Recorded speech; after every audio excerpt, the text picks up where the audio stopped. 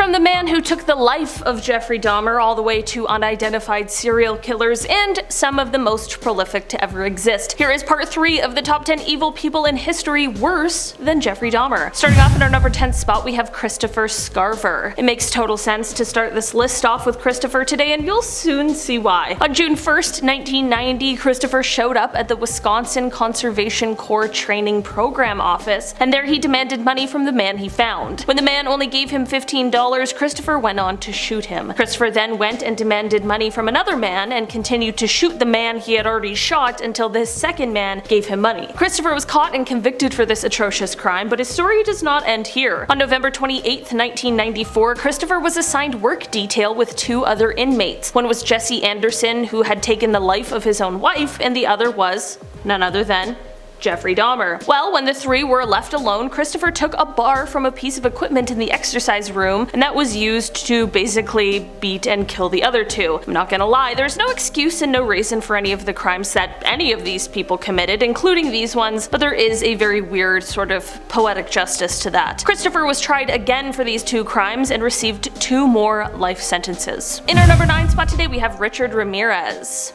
Richard, who is also known as the Night Stalker, was a serial killer who terrorized the streets of Los Angeles in the 1980s. He was known for his MO of invading homes, which left him initially being dubbed as the walk-in killer, but he had another signature that was concerning to many people at the time. Richard was known for leaving behind different satanic messages at the scene of his crimes. Because of his satanic signature, after he left his first pentagram at the scene of a crime, authorities became worried that he was a Charles Manson copycat, but instead he was just his very own kind of monster. It is said that he would leave more pentagrams behind while also telling his victims to swear to Satan instead of God. During his court appearances, he would hold up a pentagram, and after pleading not guilty, he said, "Hail Satan." In our number 8 spot today, we have David Parker Ray. Often referred to as the Toy Box Killer, this guy is anything but fun. This serial killer's nickname comes from how he soundproofed a semi-trailer in which he called his toy box, and he equipped it full of everything a nightmare human would need to commit his horrific crimes. Here's the thing, although he was highly suspected of taking lives, there was never enough evidence to prove it because the bodies were never found. This means that although many people are quite sure that he did such things, he has never officially been tried for it. He was, however, tried and convicted for kidnapping as well as for harming those that he had taken. He would sometimes include his wife in these instances, she was a willing participant, and then many of those he took he would later drop off on the side of a road somewhere after using barbiturates in an attempt to destroy their memories that could potentially identify him. Whether he took any lives or not, I suppose, is still up for debate, but that does not mean he is in any way better than anyone else on this list. He is equally as horrible of a person. In the end, David was convicted for his crimes, which is thought to be up in the range of about 60 instances, and in 2002 he died of a heart attack in prison. In our number 7 spot today, we have the River City Ripper. One of the most terrifying things that exists are serial killers who are still on the loose, especially when you find out that they've been pretty recently active. This serial killer is wanted in connection to 4 different incidents that occurred in Little Rock, Arkansas, 3 of which were fatal. These horrific crimes took place between August of 2020 and April of 2021, and despite one of the victims thankfully surviving the attack and being able to provide a description of the assailant, there is still very little to go on in terms of being able to identify who this person is. The FBI was contacted shortly after the survivor was able to give a testimony to authorities, and their behavioral analysis team created a profile of this unidentified killer. These crimes are terrible any way you spin them, but one of the most terrifying part that they were just random acts of violence that occurred completely unprovoked. The case has gained quite a bit of attention, but still, the monster remains at large. In our number 6 spot today, we have Arthur Shawcross. This man is also known as the Genesee River Killer, and his crime spree began in 1972. In trying to navigate these online guidelines, I can't exactly say who he specifically targeted, but what I will say is that while everyone on this list is particularly horrible, Arthur's were some of the worst kind of crimes, if you catch my drift. This story, however, is a little unlike some of the others today because after his first 2 crimes, he was apprehended, but for some insane reason reason, they allowed him to have a plea bargain where he was allowed to plead guilty to just one charge of only manslaughter, for which he served 14 years of his 25-year sentence. In the least surprising turn of events, once he was released on early probation, his real crime spree got started. He would go on to take the lives of 12 women from 1988 to 1989. Thankfully, he was finally caught for these crimes and sent right back to prison. Of course, his initial early release was the subject of huge controversy, rightfully so, and Dr. Michael H. Stone, professor of psychiatry at Columbia University, called his early release, quote, one of the most egregious examples of the unwarranted release of a prisoner. In the end, Arthur passed away in prison while serving a 250-year sentence. He passed in 2008 after suffering a heart attack. In our number 5 spot today, we have Robert Hansen. Robert is often referred to as the Butcher Baker, and his story truly is horrific. He's one of the most prolific serial killers in Alaska's history because for over a decade, he would kidnap women, bring them into the wilderness, and that is where he would then stalk them like prey. The reason he got away with his crimes for so long is because outside of these crimes, he was just a soft-spoken baker. Robert was heading to church by day and prowling the streets at night. What led to his downfall was a badass named Cindy Paulson who was able to escape from Robert and was sure to leave evidence behind. She then went to authorities and told them what happened, and this led to a search warrant for Robert's property, which is where all the evidence that they needed lied. Robert is believed to have taken the lives of at least 17 women, and in 1983 he was sentenced to 461 years and a life sentence without the possibility of parole. In our number 4 spot today, we have William Bonin. This horrible person is responsible for taking the lives of 21 young men in Southern California from May of 1979 to June of 1980. It is said that on at least 12 of these occasions he was assisted by one of his 4 known accomplices, and it is even speculated that he might be responsible for 15 more of these crimes that evidence hasn't officially been able to connect him to. He was often referred to as the freeway killer because of the fact that most of the bodies were found along the freeway of Southern California. The police surveilled William until they could catch him in the act, which they did. In the beginning, he claimed innocence, but after receiving an impassioned letter from one of the victim's mothers, which asked him to please share the location of her son's body, he confessed his guilt. But he made sure to clarify that it wasn't so that the mother could be at peace and her pain could be eased. No, of course not. Instead, he said, quote, I was dying for a hamburger and I knew if I went out with the cop, they would get me a hamburger. At his first trial, the prosecutor described him as, quote, the most arch-evil person who ever existed. William was convicted on 14 of his crimes and was sentenced to death. He spent 14 years on death row before his sentence was carried out in 1996. In our number 3 spot today, we have David Berkowitz. David Berkowitz, or the Son of Sam, is an American serial killer who terrorized New York from July of 1976 to July of 1977. He took the lives of 6 people and wounded 7 others, all while eluding the biggest manhunt in New York City history. He was one of those arrogant ones who leaves like little notes for the police promising to do it again. Well, his arrogant self was caught for his crimes, and he was arrested on August 10th, 1977 and was indicted for his crimes. He confessed to all of them and claimed that he was just obeying the orders of a demon that had manifested itself in the form of a dog that belonged to his neighbor. Okay, David. He was found mentally competent to stand trial and he pleaded guilty to his crimes, which left him being sentenced to 6 consecutive life sentences. He later admitted to making up the dog story, which like, duh, but he did say that instead he was a member of a violent satanic cult and his crimes were committed as a part of that. These claims were investigated, but no one has been able to confirm or deny them. In our number 2 spot today, we have Glen Stewart Godwin. Man, this guy definitely has quite the story. So basically in 1980, Glen was working in California and didn't really have too much of a criminal record. For some reason, he and his roommate, however, decided to make a plan to rob someone that they knew who was once a friend of theirs. Of course, things go awry and it turns into a botched robbery, and Glen ends up taking the life of the person they were robbing. Both Glen and his roommate were tried and convicted for the crimes in 1983. This is not where the story ends though. In 1987, Glen tried to escape prison and failed, and this landed him at a higher security prison, Folsom State Prison, which is maximum security. Somehow, once at this new prison, he attempted another escape, and this time he was successful. He fled to Mexico, where he tried unsuccessfully to be a part of the illegal drug trade. He was arrested again and sentenced in Mexico, and this is when American authorities began the process of getting him extradited. During that process, Glen decided that it would be a brilliant idea to take the life of an inmate who was a member of the Mexican drug cartel, which very obviously slowed the process of extradition. This gave him time to plan another escape, which he did in 1991, and since then, he's been on the run. In our number 1 spot today, we have the Long Island serial killer. Also known as the Craigslist Ripper, the LISK is an unidentified suspect who is believed to have taken the lives of 10 to 16 people over the last 20 years. The victims so far that are known have been sex workers who used Craigslist to advertise their work. After the disappearance of Shannon Gilbert, police were searching an area along the Ocean Parkway, and that is when they began to discover the remains of the victims. The first 4 were found in December of 2010, with another 6 being found in March and April of 2011. As of December 2015, the FBI